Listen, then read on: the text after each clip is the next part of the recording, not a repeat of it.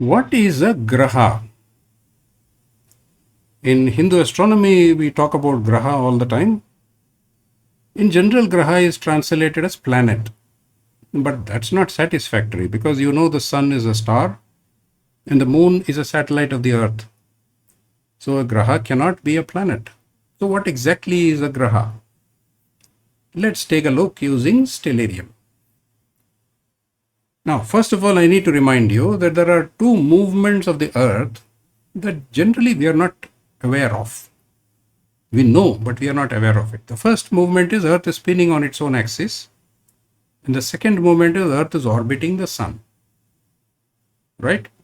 Now, because the earth is spinning on its axis, we get a feeling, not just a feeling, we observe that the entire sky is spinning over our heads from east to west, which means everything is rising in the east and setting in the west and coming back and rising again. On and on and on. This is a daily movement. This is known as diurnal movement. Except for Dhruva. Dhruva is the pole star around which everything else is moving. So here you see sun is rising. Now Shukra is rising. Everything is rising over your heads, including the stars.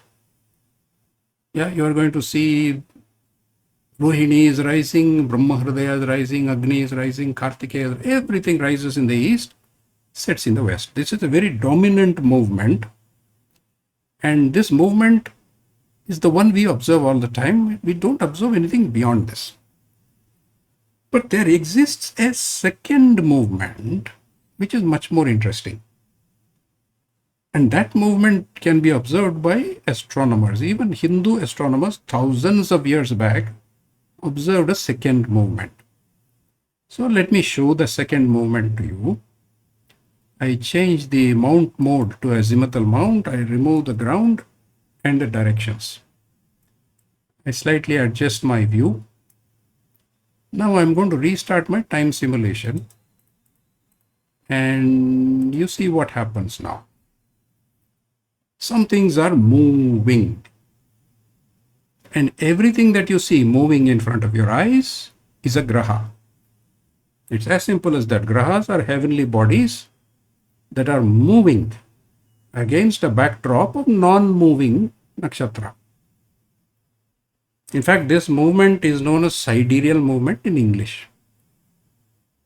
Also notice that the sun and the moon have very distinct appearances, but the others like Guru, Shukra, or Buddha, Mangala, Shani, they all look like stars only. I mean, they look like nakshatra, they look like tārā, but they are moving, so they are graha.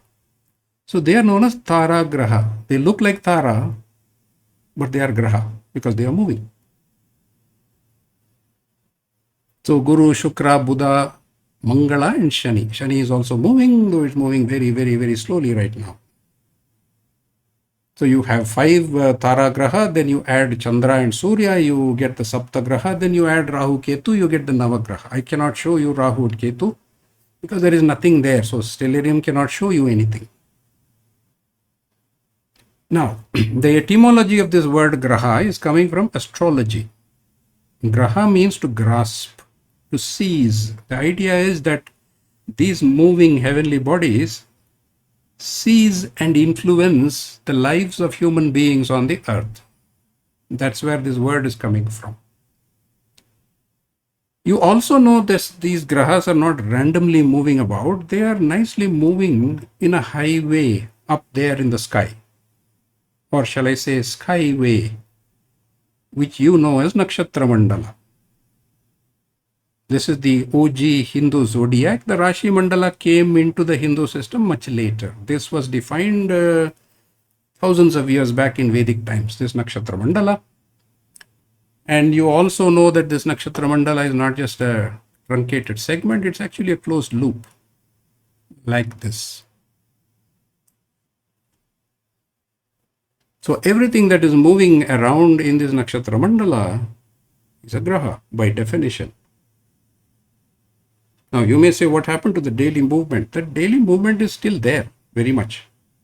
But it's kind of distracting in this perspective. That's why I did not show it. Here you are seeing both the diurnal movement and the sidereal movement side by side. Diurnal movement is shown as the movement of the earth itself, which is the reality. So let me go back to this view. So finally, everything that is moving on this view across the nakshatra mandala is a graha.